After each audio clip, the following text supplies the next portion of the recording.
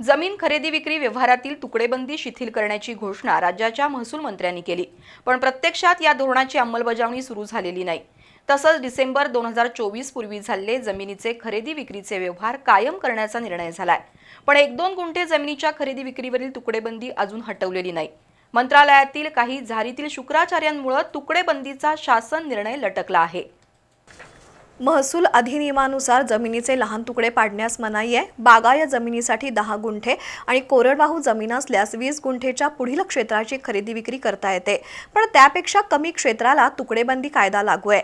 त्यामुळे 1-2 गुंठ्याची खरेदी विक्री करण्यासाठी बिगर शेती आदेश, लेआउट आणि मोजणी नकाशा अशी कागदपत्र लागतात। जमीन बिगर शेती असल्याशिवाय मोजणी नकाशा मिळत नाही। तुकडेबंदीचा निर्णय बड्या बिल्डर्सच्या हितासाठी कायम ठेवल्याचा आक्षेप होता, कारण वाढत्या शहरी 1-2 गुंठे जमीन खरेदी करून घर बांधण्याचं सर्वसामान्यांचं स्वप्न अपूर्ण राहत होतं।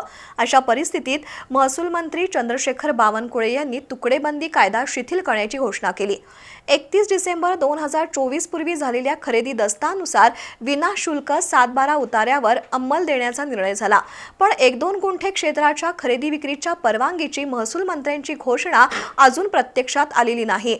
रहिवासी झोन असलेल्या म्हणजेच बिगर शेती होण्यासाठी पात्र असणाऱ्या 1-2 गुंठे जमिनीच्या खरेदी विक्रीला अजूनही परवानगी मिळत नाही। ज्यांनी नियम मोडला त्यांची कामं नियमित झाली आहेत, पण ज्यांनी प्रामाणिकपणे नियमांचं पालन केलंय त्यांच्यासाठी मायबाप शासनाचं उदासीन धोरण आहे। महसूल मंत्र्यांसह पालकमंत्र्यांनी तुकडेबंदी शिथिल केल्याचा डांगोरा पिटला, पण प्रत्यक्षात त्या निर्णयाची अंमलबजावणी कधी होणार असा प्रश्न उपस्थित होतोय।